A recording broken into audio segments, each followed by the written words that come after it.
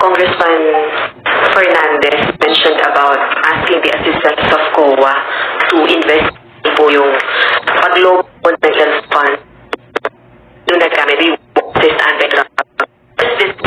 sa press release niyo po, Quadcomm will also be asking of AMLA. So, can you further elaborate? Talagang, the follow the money trail. We'd like to find out who the mastermind is. The Quadcomm actually is not accusing anyone. We're not accusing former president. We're not accusing even Senator Bato o Senator Bongo. Talaga nag-accuse sa ating dating Pangulo. Walang iba kundi yung tao niya, si Colonel Garma. Kami lang naman, we're just investigating innate legislation. Nag-file na kami ng bill on EJK, to pronounce that to be heinous crime. So, ito, tinitin natin maigi kung ano pang mga legislations ang dapat natin gawin tungkol dito. Sinabi ko na rin na perhaps the Quadcomm committee is not only after an legislation, but also in aid of prosecution. Kasi we're now asking the NBI and the DOJ to start investigating, to start prosecuting whatever evidence says that they could be able to get into. Meron po ba tayong particular na timeline or from within the term of President Duterte, former President Duterte, yun po yung balak na tinamalaman sa AMLAC at saka sa COA? Hindi lang po ba Intel funds but also the confidential funds from 2016 to 2022? Yeah, it might be, we'd like to find out kung magkano confidential fund ang nakuha in the years that the former president was president. Tara natin maigi kung ito ay meron talaga na-contribute towards the reward system. Yun ang nais natin talaga makita rito.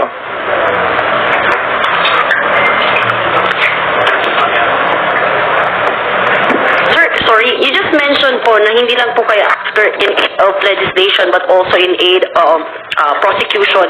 But Attorney Harry Roque po sa kanyang video na inilabas, pinost niya po kanina a few hours ago, said na hindi naman daw po trabaho ng Kongreso ang in aid of prosecution, kundi ng executive. Also, sinabi niya na hindi siya pugante dahil wala naman daw siyang nilabag na batas dahil legislative contempt lang naman daw po yung ipinataw sa kanya. Totoo yun. We're not here to prosecute. That's the reason why hinihiling namin sa NBI, sa DOJ, na simulan ng investigasyon. Ngayon, kung talagang pinapaniwala ni Atty. Roque na wala siyang nagawang anumang kasalanan, hindi siya pugante, hindi siya lumabag ng anumang batas, mapakita siya, humarap siya sa amin. Ba't siya nagtatago? Yun ang nais namin malaman. Bakit si Atty. Roque, imbis na mabarap sa amin, nagtatago siya. Samantalang merong arrest order sa kanya.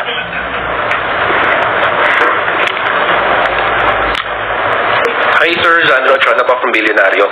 Sir, so aside from the Intel funds, are you looking at other sources of yung funds na ginamit for rewards? Actually, Colonel Espinido made a statement in our first Quadcomm hearing na talagang merong reward system. Tinanong namin kung saan ang gagaling ang reward system. At sinabi niya, nanggagaling ito sa mga gambling money. For example, STL. For example, Pogo. Yan ang sinabi niya, no? Now, meron itong connection din naman sa sinabi ni Colonel Garma na talaga mayroong reward system. Although hindi niya talaga tinukoy kung ito ay galing sa STL. Tinukoy lamang niya na mayroong pondo na nakalaan dito, na nagtatago ng pondo nito, things like this. So, sir, pwedeng all of the above? Pwedeng Pogo, STL? Pwede.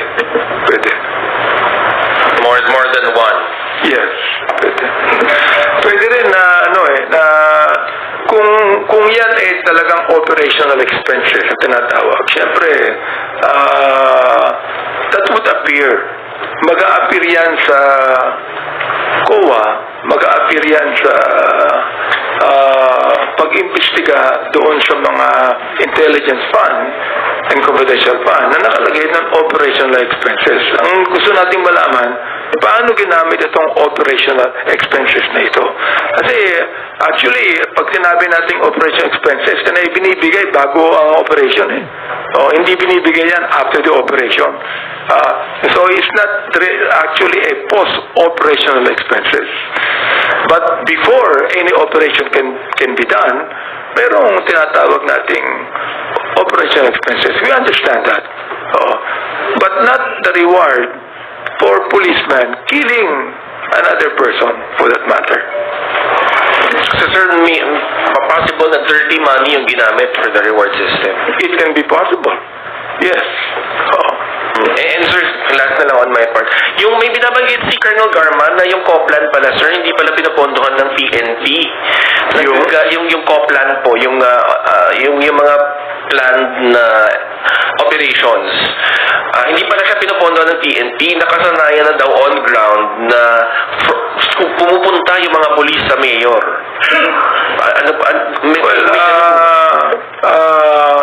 I do not know a lot of things about that. Although, syempre, ang atin namang mga kapulisan, pumupunta yan sa LGU, especially kung talaga meron silang operations, and they would be asking the LGU for help.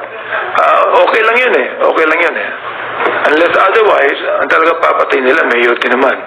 The thing is, in the past, in the last administration, I think there were 9 mayors that were actually killed. Yun nga sir, would we go as far as isa-isahin? Tignan yung mga kaso na rin na ito kung connected? Tignan na namin to Ang sinabi lamang ni Colonel Garma na merong police officer na involved ay yung pagkapatay kay Mayor Halili, I was the one that asked, halimbawa naman yung pagkakapatay sa Mayor na Los Baños, si Mayor Perez, drugs din yun At ang napagbintangan ay konsyal. In fact, right now, the councilor is still in jail. Yung ba, police operation din to. Wala siyang sinabi, hindi niya raw alam yan.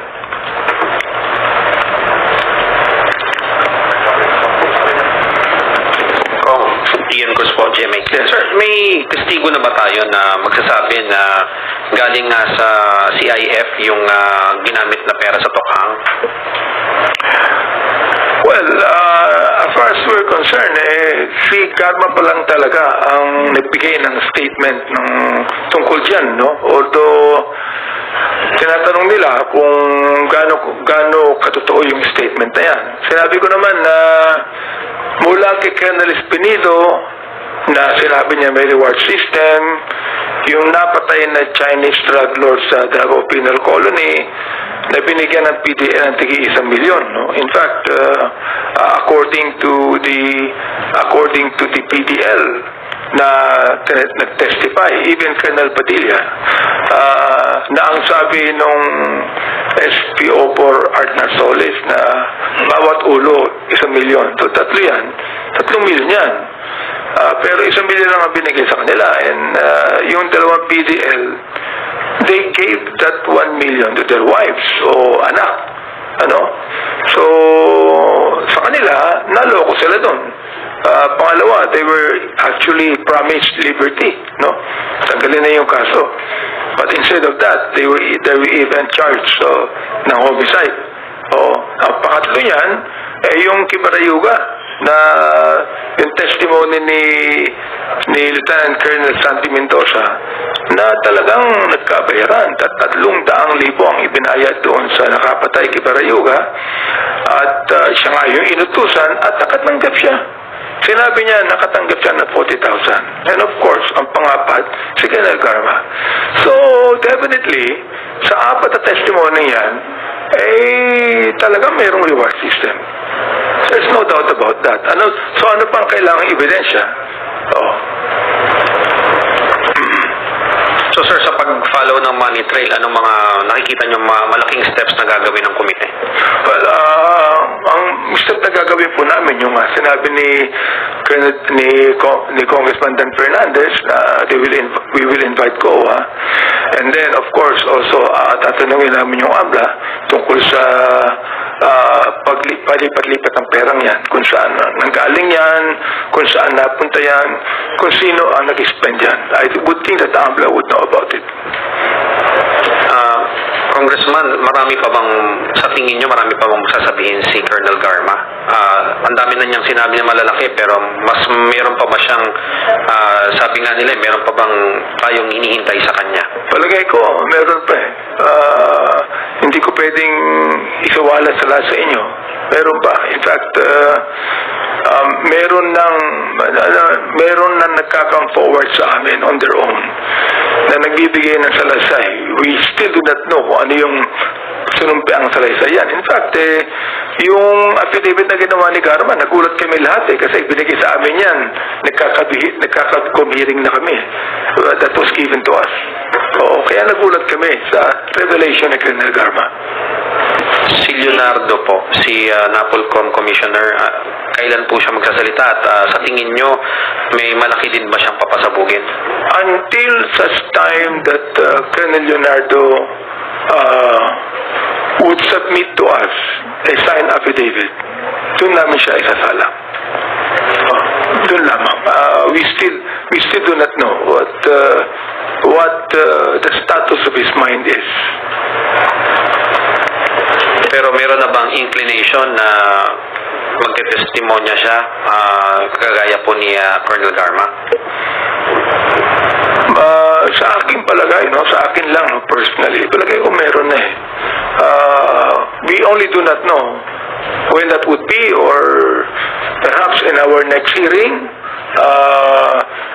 he'll be submitting to us ang isa kanyang sign na sinumpang pagsalaysay, whatever it might be. Sana, this coming October 22, supposedly, when we have the next hearing, na may sasalang namin si Colonel Leonardo. Congressman, yung mga class 96 at 97 ng mga PNPA, meron na bang lumapit sa inyo na sinasabing may nalalaman din po sila? Wala pa naman. Wala pa naman lumalapit sa amin. Ay. Yeah.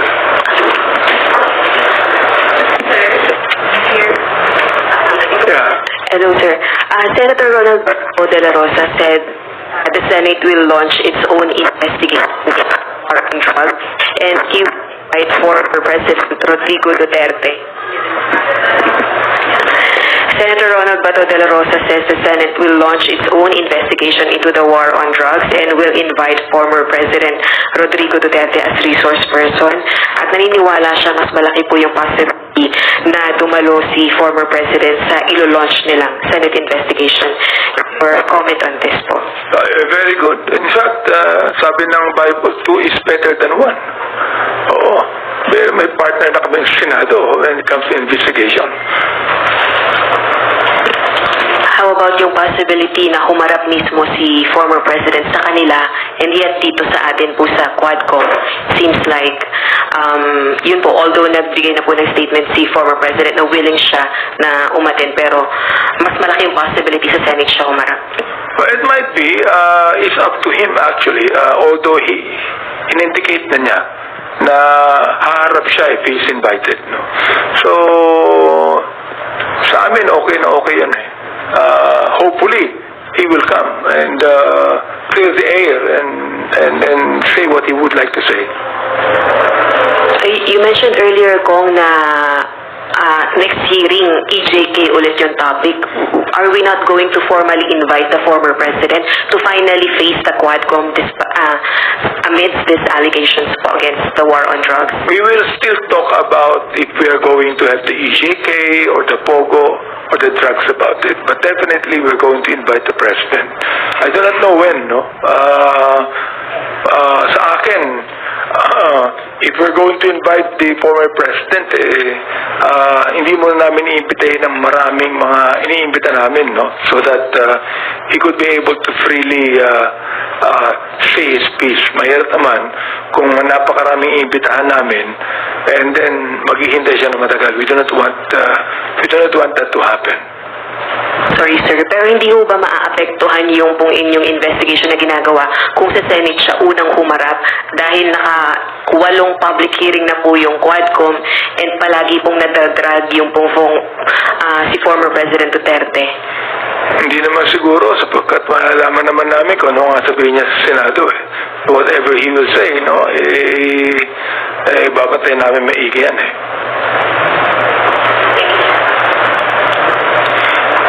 Yes. Sorry, good morning po. Janas Kapatid, GMA News Online. I asked Secretary Panelo yesterday about po yung plano ng Quadcomm to investigate the possible use of Intel fund to fund the reward system Yes. in killing drug suspects. Ang sabi niya, one cannot launch a successful war on drugs without effective legal strategy, which necessarily will involve funding from the government. Police operations must be sufficiently financed for effective enforcement of the laws against drug trafficking. But he did not mention flat out na we did not use the Intel Fund. Wala siyang ganong statement na categorical.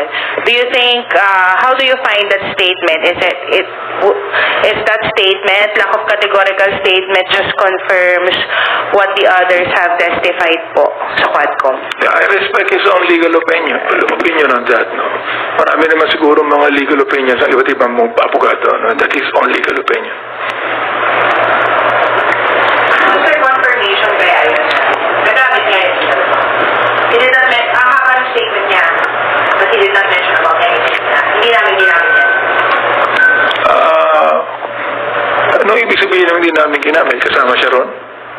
Sir, kasi I was asking yung possibility na yun yan. I asked him, sir, ginamit ko yung Intel Fund. Yes. For the police operations under war. Hindi niya, dun sa mahaba niya statement, hindi niya sinabi yung intelligence fund. Palagay ko, it will depend upon our investigation. Sir, sorry. Follow-up lang po dun sa question about Bato. Maglo-launch sila ng sarili nilang investigation po and i-invite si PRRD. Tingin niyo po ba magiging fair si Senator Bato dun po sa magiging pagdinig ng Senado, lalo na siya mismo po yung nadidiin sa issue ng war on drugs? Hindi. Paano niyo ba nasabi siya? Well, you know, the thing is, he became the Director General of the Philippine National Police during the time of the former president. No? But just imagine, he was only a Brigadier General all of a sudden. Nagtagtagan siya ng star, no? Naging Major General siya and naging Director General. So I would think that he would be more biased than actually balanced in that hearing, no? Good morning po, sir. Sir, how about po yung mga narco-generals? Are you going to invite them? Wala po kasing na-file na case at wala din pong nailusang na evidence.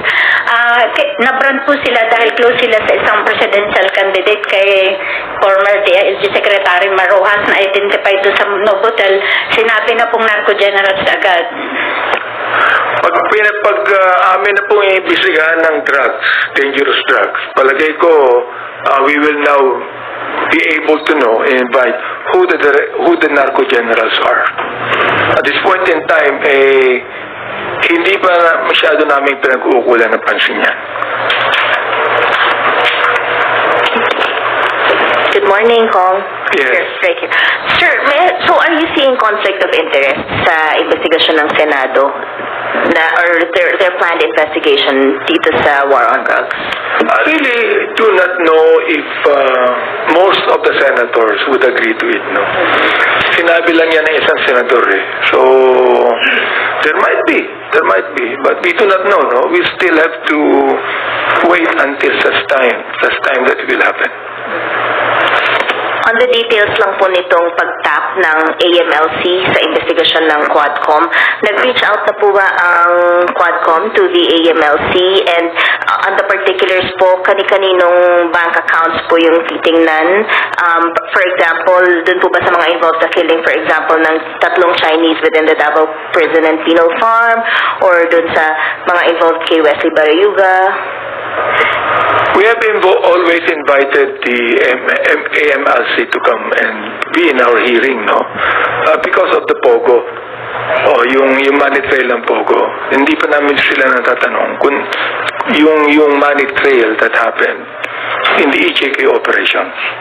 Ngayon pa lang. Kaninong transactions po yung particular Yung transactions? At kaninong particular transactions po yung titingnan? on the revelation, on the basis of the revelation of Colonel Garma.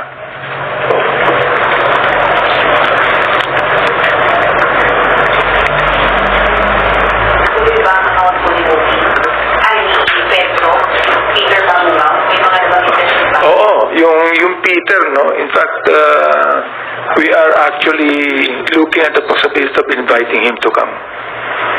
Kung sino man yung Peter na yun. Wala nakakakilala kung sino siya eh. Pero papatigan mo yung kanyang bank account sa account. Yes, because siya yata yung mahawak ng bangko. I don't actually know about it.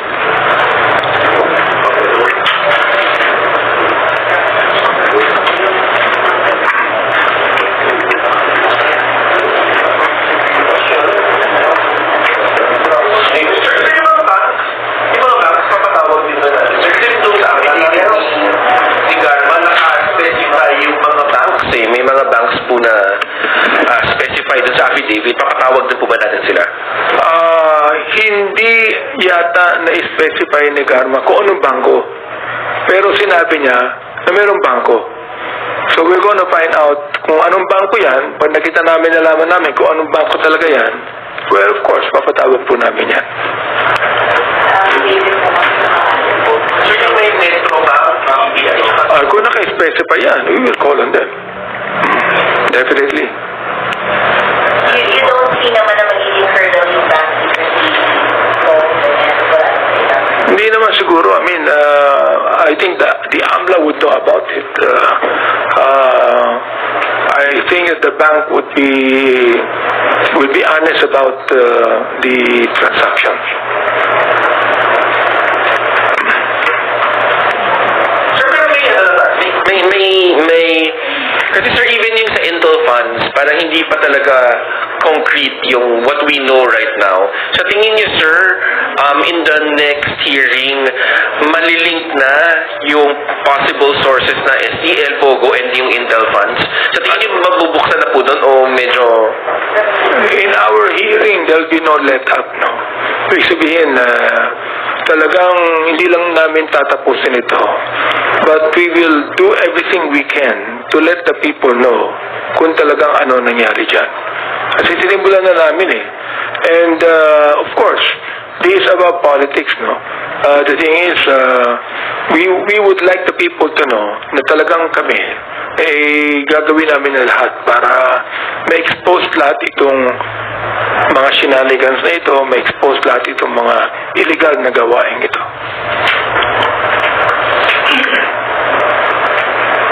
Kung may idea na ba ang Quadcomm kung dun nga sa nababanggit ni Sandro kanina, Ghost TFF or dun sa STL, anong bulk ng money ang pinanggagalingan po?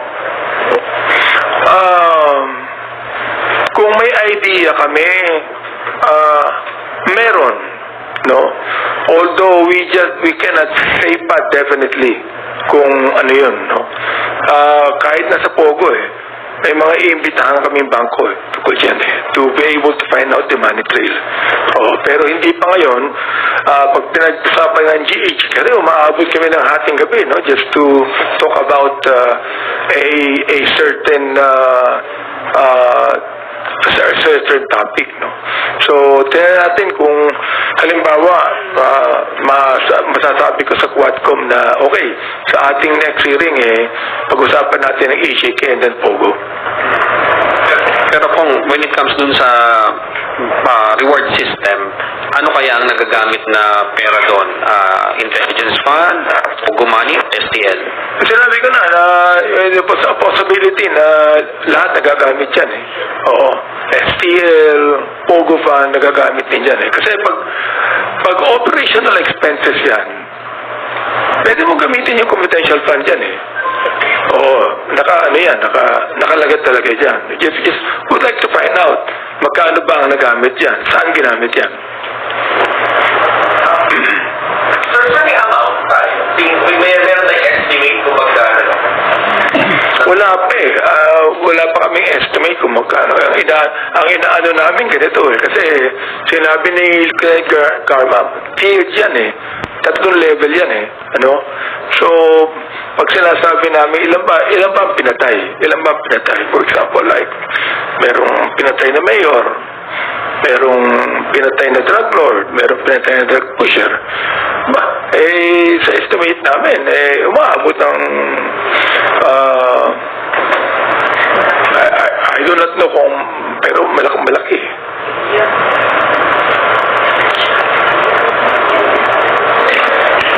Hi sir, Mela from PTV po. Sir, yung dalawang bills na final ng Quad Committee Chairman, kailan po kaya masusot? Kasi nababanggit nyo sa mga pagdinig, marami kayong inaay na panukalang batas na ihain mula dun sa mga natutuklasan nyo sa mga pagdinig. Kailan po kaya yung susunod na magiging paghahain ng mga panukala ng Quadcomm? At ano yung mga susunod pang panukala na ihahain pa natin mula dun sa mga naungkat natin sa investigasyon? Pinag-aaral na namin yung pangatlong batas on the espionage bill. Oo, sapagkat medyo malabo yung batas natin ngayon tungkol dyan, no? So, pinag-aaralan po namin kung ano ang may dadagdag namin or we could be able to amend the espionage law right now. So, I think there's about mga 15 na mga draft bills na ipapile namin, including the death penalty bill on injustice crimes. Oo. Kailan po kaya yung mga susunod, sir, na filing? Hindi ko alam eh. We're still studying it and we're still asking our lawyers to look into it.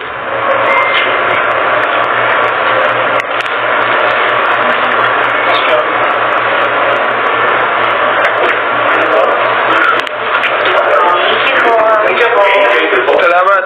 Can I just say something? Gusto ko lang magpasalamat po sa ating mga kababayan, no?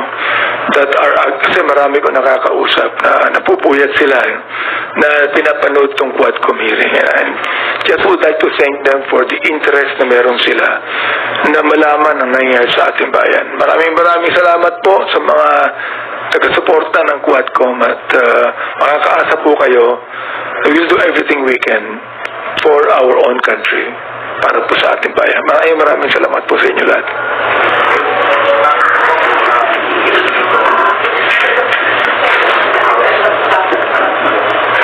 Sige.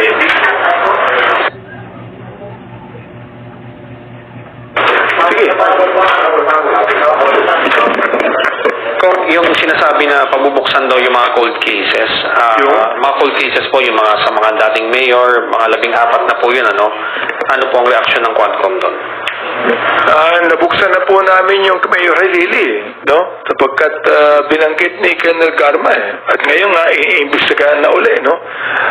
The thing is, kung ang NBI and the Philippine is now opening the cases na nung araw hindi pinansin, napansin, because of the Quadcomm hearings, baka meron pa kami bubuksan na ilang mga nangyari mga injustices na dapat malaman ng taong bayan at dapat buksan uli. Oo, sapagkat ito hindi na napag-usapan, no? We would like all of those cases that we feel are injustices, we feel na hindi nagkaroon ng due process, na mabuksan uli po ito at imbestigahan. Sir, last na lang, tingin niyo po ba dapat na po tayo ulit mag-rejoin ang Pilipinas sa ICC? una pa, ako na nag-declare nung nagkakaroon kami ng hearing ng human rights na I'm not going to allow the ICC na pakialaman kami, no. They can do their own investigation. Hindi kami nakikialam sa kanila. They have the right to have their own investigation. We have the right of our own, and we are not going to submit our documents to them, no. Although public naman yung hearing namin, kaya palagay ko narinig na lahat ng nangyayari. I don't think there'll be walang possibility for them to join us in the hearings. I mean the Philippines, yeah. Kasi di ba, sir, No, umalis na tayo. sabi ng ating Pangulo, hindi. So, we respect the decision of the President for not actually rejoin the ICC. Respeto namin siya because only the President can do that. Sir, do you think he can change his mind? Wala naman ng 2020. I really do not know. Hindi ko alam ang mind ng ating Pangulo. I don't know. Okay lang sa akin yun kasi sinabi naman niya na even if we do not rejoin the ICC, that the ICC has the right to investigate. So,